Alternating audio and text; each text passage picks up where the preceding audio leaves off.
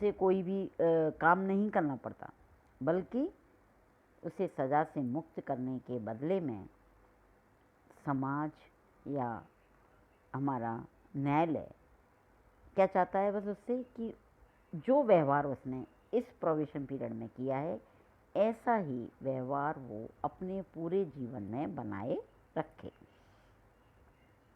And last जो विशेषता आती है, कैरेक्टरिस्टिक है प्रोबेशन की, वो है कि प्रोबेशन में राज्य प्रोबेशनर को हर संभव सहायता, मतलब जो अपराधी है, प्रोबेशनर कौन है, जो बाल अपराधी है उसको हम कह रहे हैं प्रोबेशनर, और प्रोबेशन कौन है, जो उसे टाइम पीरियड दिया गया है वो है।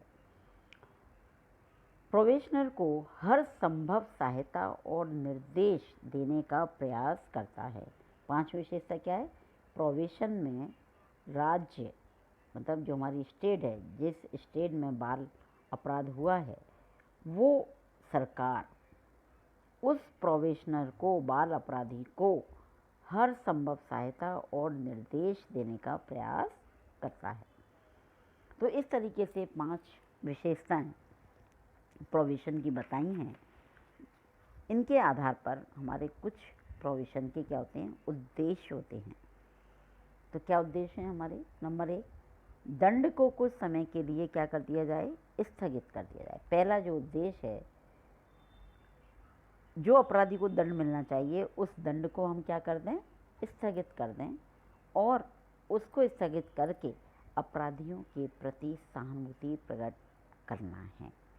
क्योंकि अगर हम ऐसे बच्चों के प्रति नकारात्मक सोच रखेंगे तो बच्चे अपने व्यवहार में, आचरण में सुधार नहीं ला सकते हैं। सहानुभूति रखेंगे, प्यार करेंगे, प्यार से उनको समझाने का प्रयास करेंगे, तो क्या होगा, वो अपने बुरे आचरण को, बुरे व्यवहार को भुला देंगे और अच्छा व्यवहार करने का प्रयास करेंगे।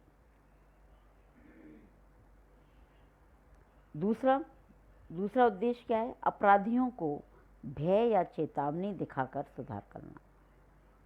अगर अपराधी नहीं, बाल अपराधी है, हट रही है, वो नहीं मान रहा है, वो सोच रहा है यहाँ ऐसी है, तो ये सोचकर उसको कई बार शासन, प्रशासन के द्वारा क्या किया जाता है, उसको भय दिखाया जाता है कि जेल में डाल देंगे, ऐसे अपराधियों को दिखाया जाता है, इस तरह से तुमको दंड दिया जाएगा, ये हो सकता है, वो हो सकता है, और या फिर चेतावनी देके अगर अगली बार तुमने ऐसा किया तो तुम्हारे साथ ये व्यवहार किया जाएगा।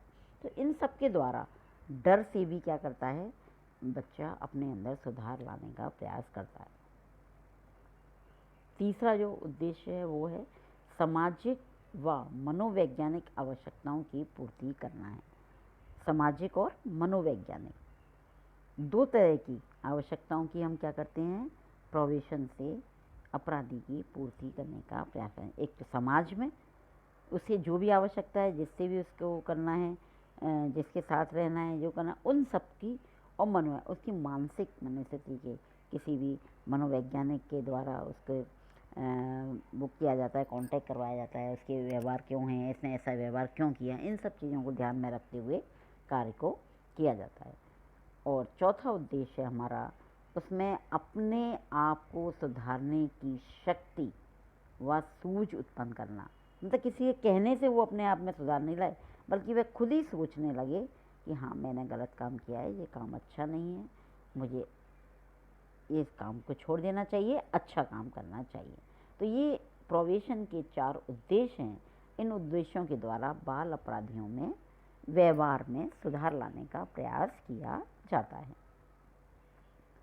अब नेक्स्ट जो आती है बात, वो है प्रोबेशन की कंडीशंस क्या हैं, प्रोबेशन की किस परिस्थिति के अनुसार, अवधि के अनुसार कार्य किया जाना चाहिए। तो पहला है, अपराधी को एक निश्चित अवधि तक छोड़ा जाता है। पहला जो कंडीशन है, पहली जो प्रक्रिया है या कार्य कहें हम, या पहले जो बंदिश है, वो क्या है कि अपराधी को एक निश्चित अवधि तक छोड़ा जाता है। 1 वर्ष, 6 महीने, 3 महीने, 1 महीने, जैसे उसके अपराध या व्यवहार होता है उसके आधार पर वो निश्चित किया जाता है न्यायालय के अंदर। और इस अवधि में उसे सद्व्यवहार रखने के लिए एक इकरारनामा क्या करना पड़ता है, भरवाया जाता है। और उसे भर के उस टाइम पीरियड में उसे अपने व्यवहार में बदलाव लाना ही पड़ता है। अगर वो नहीं लाता है तो फिर दोबारा उसमें दंड वाली व्यवस्था में चला जाता है, क्योंकि दंड से पहले उसको ये मौका दिया जा रहा था और उस मौके में उसको ये काम करना है। तो पहली जो कंडीशन है वो क्या है, एक निश्चित अवधि के लिए उसको छोड़ा जाएगा। ऐसे नहीं कि ज़िंदगी में साल, 2 साल, 3 साल जब भी नहीं सुधर रहा और सुधरता रहे, ऐसे नहीं, निश्चित टाइम, और वो न्यायालय के द्वारा निर्धारित होता है। दूसरा है, उससे आवश्यकता अनुसार नगद या व्यक्तिगत जमानत भी ली जाती है। जमानत क्या होती है, जैसे कहते हैं ना कि तुम्हें कोई चीज़ चाहिए तो जमानत के तौर पर कुछ रख जाओ। तो इस तरीके से जब उसे छोड़ा जाता है, स्वतंत्र किया जाता है जेल से,